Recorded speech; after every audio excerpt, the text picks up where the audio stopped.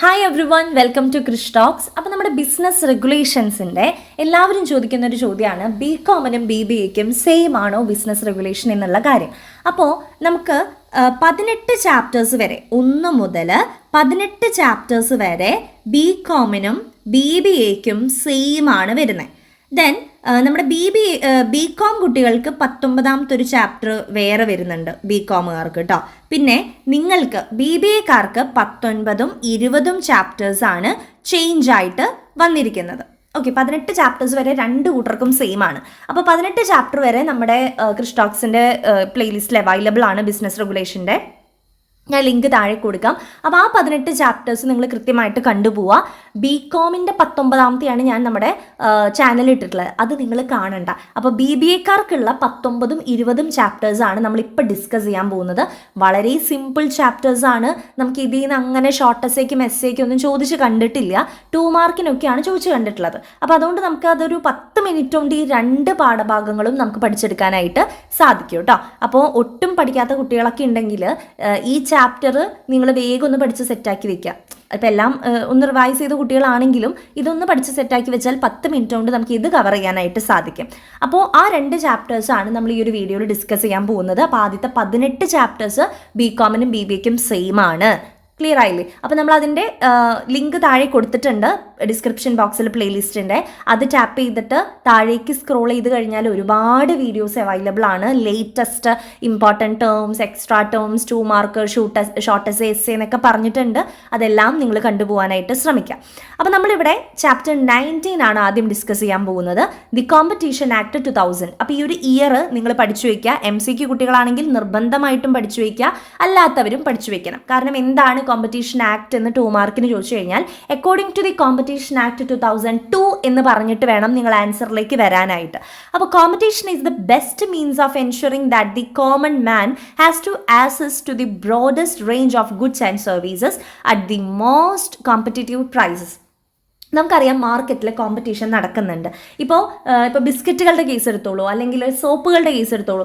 ഏതായെങ്കിൽ നമുക്കിപ്പോൾ സോപ്പ് വാങ്ങാൻ പോയി കഴിഞ്ഞാൽ ഒരുപാട് വെറൈറ്റി അവിടെ അവൈലബിൾ ആണ്. ദാറ്റ് മീൻസ് ആ ബ്രാൻഡുകൾ തമ്മിലൊക്കെ കോമ്പറ്റീഷൻ നടക്കുന്നുണ്ട്. അപ്പോൾ അങ്ങനെ ഗുഡ്സ് ആൻഡ് സർവീസസ് തമ്മിലുള്ള ഒരു കോമ്പറ്റീഷനെയാണ്, അതുമായിട്ട് റിലേറ്റ് ചെയ്ത് വരുന്ന നിയമങ്ങളാണ് കോമ്പറ്റീഷൻ ആക്ട് എന്ന് പറയുന്നത്. ഈ ഒരു ആക്ട് വരുന്നത് 2002 നമ്മുടെ ഇന്ത്യയിലത്തെ തന്നെ കോമ്പറ്റീറ്റീവ് കൾച്ചറിനൊരു വലിയൊരു ഇമ്പോർട്ടൻറ്റ് സ്റ്റെപ്പാണ് ഈ ഒരു കോമ്പറ്റീഷൻ ആക്ട് എന്ന് പറയുന്നത്. ദെൻ ഇതിൻ്റെ ഒബ്ജക്റ്റീവ്സ് ആണ് നെക്സ്റ്റ്. അപ്പോൾ എന്താണ് കോമ്പറ്റീഷൻ ആക്ട് എന്ന് ചോദിച്ചു കഴിഞ്ഞാൽ ഇവിടം തൊട്ട് നിങ്ങൾ എഴുതിയാൽ മതി. ഈ ഒരു ഇത് എഴുതി കഴിഞ്ഞാൽ നിങ്ങൾക്ക് 2 മാർക്ക് കിട്ടും. അല്ലെങ്കിൽ അടിയത്തെ പാരഗ്രാഫിൽ നിന്ന് നിങ്ങൾക്ക് എടുത്ത് എഴുതാം. Competition act 2002 states that Indian traders must not do any activity for promoting monopoly. Monopoly എന്ന് വെച്ചാൽ ഒറ്റയ്ക്ക് നിന്നിട്ട് ഒന്നും നമുക്ക് മാർക്കറ്റിൽ പോയിട്ട്, ഇപ്പോൾ എനിക്ക് ഒരു സോപ്പ് കമ്പനി സ്റ്റാർട്ട് ചെയ്യണം, ഒറ്റയ്ക്ക് ഞാൻ സ്റ്റാർട്ട് ചെയ്തു, ശരി, പക്ഷെ എനിക്ക് ഒറ്റയ്ക്ക് തീരുമാനങ്ങൾ എടുത്ത് പ്രൈസ് ഫിക്സ് ചെയ്യാനോ അല്ലെങ്കിൽ ഒന്നും എനിക്ക് സാധിക്കില്ല. നമ്മുടെ ഇപ്പോൾ എൻ്റെ കമ്പനി സോപ്പിൻ്റെ ആയതുകൊണ്ട് നിലവിൽ ഏതൊക്കെ സോപ്പ് കമ്പനികളുണ്ട്, അവരെങ്ങനെയൊക്കെയാണ് ഒരു സോപ്പിന് പ്രൈസ് ഫിക്സ് ചെയ്തിരിക്കുന്നത്, അതൊക്കെ നോക്കിയിട്ട് മാത്രമേ നമുക്ക് പ്രൈസ് ഫിക്സ് ചെയ്യാൻ പറ്റുള്ളൂ. അല്ലാതെ നമ്മുടെ തോന്നിവാസത്തിന് നമുക്ക് അവിടെ മാർക്കറ്റിൽ ഗുഡ്സ് നമുക്ക് സെല്ല് ചെയ്യാൻ സാധിക്കില്ല. അപ്പോൾ ഒരിക്കലും മോണോപോളി ആയിട്ട് നിൽക്കാമെന്ന് നമ്മൾ വിചാരിക്കരുത്. നമ്മുടെ കൂടെയുള്ള നമ്മുടെ അതേ പ്രൊഡക്റ്റ് സെല്ല് ചെയ്യുന്ന ബാക്കിയുള്ളവരുടെ പ്രൈസും കാര്യങ്ങളും ഒക്കെ നമ്മൾ കൺസിഡർ ചെയ്തേ പറ്റൂ. അവരെക്കാളും കൂടുതലായിട്ട് നമുക്ക് പ്രൈസ് ഫിക്സ് ചെയ്യാൻ പറ്റില്ല, കുറവായിട്ടും പ്രൈസ് ഫിക്സ് ചെയ്യാൻ പറ്റില്ല. 1-2 രൂപയിൽ വ്യത്യാസങ്ങൾ വരുത്തിയാൽ കുഴപ്പമില്ല. അപ്പോൾ അതൊക്കെ നമ്മൾ ശ്രദ്ധിക്കണം. അപ്പോൾ അതൊക്കെ ഈ ഒരു കോമ്പറ്റീഷൻ ആക്ടിൻ്റെ അണ്ടറിൽ വരുന്ന കാര്യങ്ങളാണ്. If they will do any activity in the form of production, distribution, price fixation for increasing monopoly and this will be against the act and will be void. നമ്മൾ ഒറ്റയ്ക്ക് നിന്ന് അവരാരും നോക്കാതെ നമ്മൾ സ്വയം പ്രൊഡക്ഷൻ, ഡിസ്ട്രിബ്യൂഷൻ, പ്രൈസ് ഫിക്സേഷൻ്റെ കാര്യങ്ങളൊക്കെ നമ്മൾ സ്വന്തം ഇഷ്ടത്തിന് ഡീൽ ചെയ്ത് കഴിഞ്ഞാൽ അത് വോയിഡാണ്, നിയമവിരുദ്ധമാണ്. നമ്മളത് ഈ ഒരു ആക്ടിന് എഗൈൻസ്റ്റ് ആയിട്ട് നമ്മൾ കണ്ടിട്ട് നമുക്ക് പെനാൽറ്റി കാര്യങ്ങളൊക്കെ തരാനായിട്ടുള്ള സാധ്യതയുണ്ട് എന്നാണ് പറയുന്നത്. അപ്പോൾ എന്താണ് ഈ ഒരു കോമ്പറ്റീഷൻ ആക്ട് എന്നുള്ളത് ഈ ഇത്രയും സെൻറ്റൻസുകളിൽ നിന്ന് നിങ്ങളൊന്ന് ഒരു കുട്ടി പാരഗ്രാഫായിട്ട് പഠിച്ചു വയ്ക്കുക. ഇനിയിപ്പോൾ ഇൻ കേസ് ഷോർട്ട് എസ്സേക്ക് what is mean by the competition act and what are the objectives എന്ന് ചോദിക്കാൻ സാധ്യതയുണ്ട്. അങ്ങനെയാണെങ്കിൽ ഈ താഴെ കൊടുത്തിരിക്കുന്ന ഒബ്ജക്റ്റീവ് കൂടി ഒന്ന് പഠിച്ചു വെച്ചേക്കുക. എന്തിനു വേണ്ടിയിട്ടാണ് ഈ ഒരു കോമ്പറ്റീഷൻ ആക്ട് വന്നിട്ടുള്ളത്?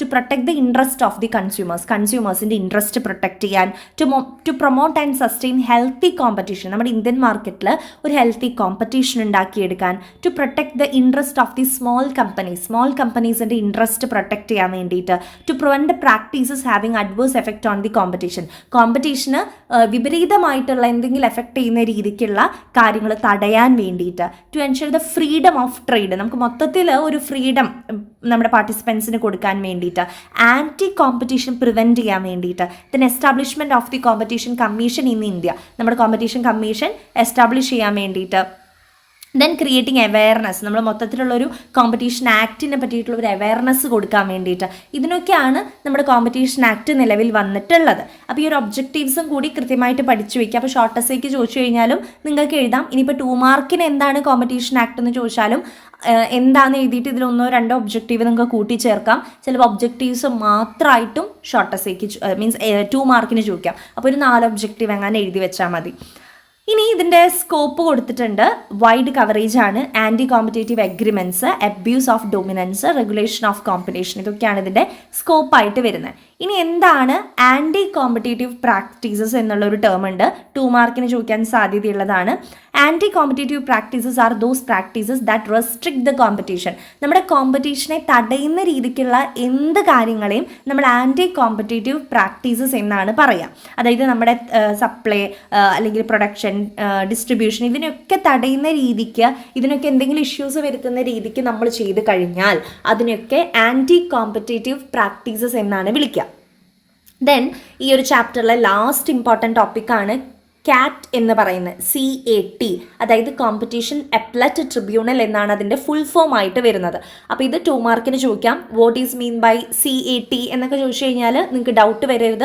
ഫുൾ ഫോം ആദ്യം തന്നെ പഠിച്ചു വയ്ക്കണം. കോമ്പറ്റീഷൻ അപ്പലറ്റ് ട്രിബ്യൂണൽ എന്നാണ് അതിൻ്റെ full form. So the central government establish the competition appellate tribunal in connection with competition act. Competition act relate ചെയ്തിട്ട് വന്നിട്ടുള്ള ഒരു ട്രിബ്യൂണലാണ്. അതായത് നമ്മളിപ്പോൾ ഹെഡ് ഓഫീസ് എന്നൊക്കെ പറയില്ലേ, അല്ലെങ്കിൽ അതിന് ഒരു കേന്ദ്രം എന്നൊക്കെ പറയുന്ന ഒരു സംഭവം. ഇതിൻ്റെ എല്ലാ കാര്യങ്ങളും തീരുമാനിക്കാനായിട്ടുള്ള ഒരു സ്ഥലം. So the headquarters of the tribunal shall be the place which is notified by the central government. Central government പറയുന്ന സ്ഥലത്താണ് നമ്മുടെ കോമ്പറ്റീഷൻ ആക്ടിൻ്റെ ഇത് വരാറുള്ളത്. അപ്പോൾ ഇപ്പോൾ ഡൽഹിയിലാണ് ഇതിൻ്റെ ഹെഡ് ക്വാർട്ടേഴ്സ് വന്നിട്ടുള്ളത്. അപ്പോൾ കോമ്പറ്റീഷൻ ആക്ടിൻ്റെ എല്ലാ കാര്യങ്ങളും ഒരു അപ്പെക്സ് ബോഡി എന്നൊക്കെ പറയുന്ന പോലെ ഒന്നാണ് നമ്മുടെ കോമ്പറ്റീഷൻ അപ്പലറ്റ് ട്രിബ്യൂണൽ. ഇപ്പോൾ ഡൽഹിയിലാണ് സിറ്റുവേറ്റ് ചെയ്യുന്നത്. ഇത്രയും കാര്യങ്ങൾ ഇതിൽ നിന്ന് പഠിച്ചാൽ മതി. അപ്പോൾ ഇത്രയും പഠിച്ചു വെച്ചാൽ നമ്മുടെ ഈ ഒരു ചാപ്റ്റർ സെറ്റായി.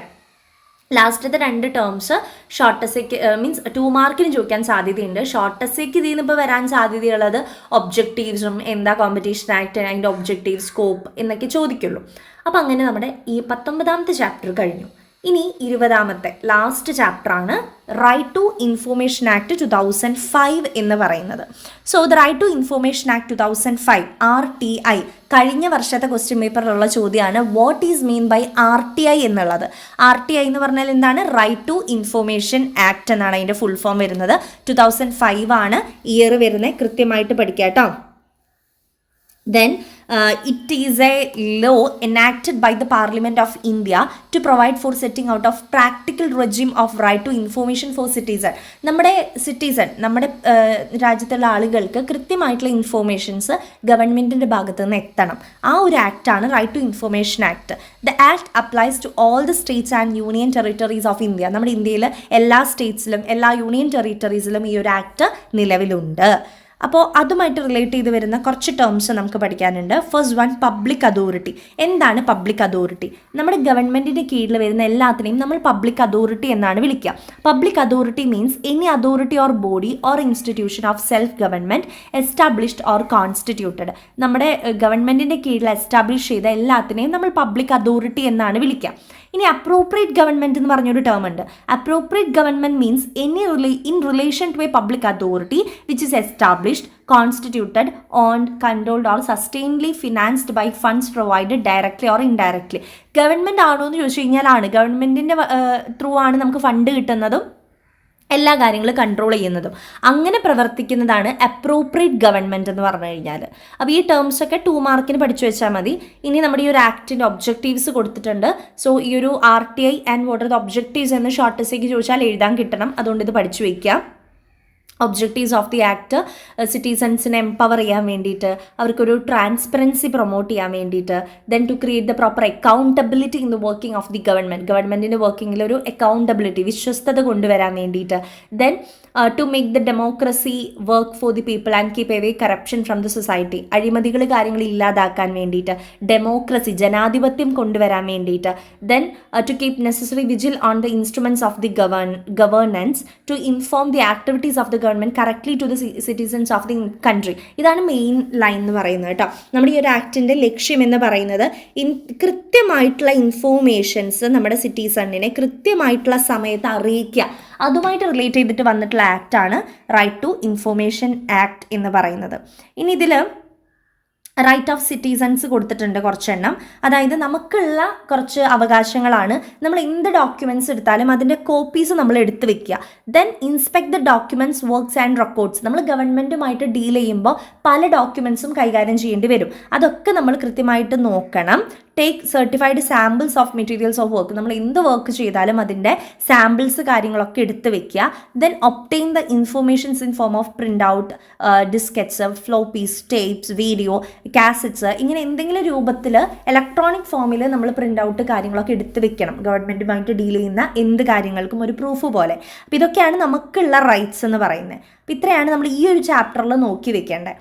അപ്പോൾ ഇത്രയേ ഉള്ളൂ നമ്മുടെ 19ാമത്തെയും 20ാമത്തെയും ചാപ്റ്റേഴ്സ് കേട്ടോ. നമ്മൾ ഇട്ടിരുന്നില്ല ഈ ഒരു 2 ചാപ്റ്റേഴ്സ്. അപ്പോൾ BBA കുട്ടികൾ ഇത് കണ്ടോ, വെറും 11 മിനിറ്റ് കൊണ്ടൊക്കെ മിസ് പറഞ്ഞിട്ടുണ്ട്. അപ്പോൾ കൃത്യമായിട്ടത് നോക്കി പഠിക്കാനായിട്ട് ശ്രമിക്കുക.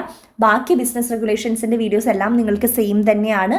അത് നമ്മുടെ പ്ലേലിസ്റ്റിൽ അവൈലബിൾ ആണ്. അത് കണ്ട് പഠിക്കാനായിട്ട് ശ്രമിക്കുക കേട്ടോ. So all the very best. Thank you.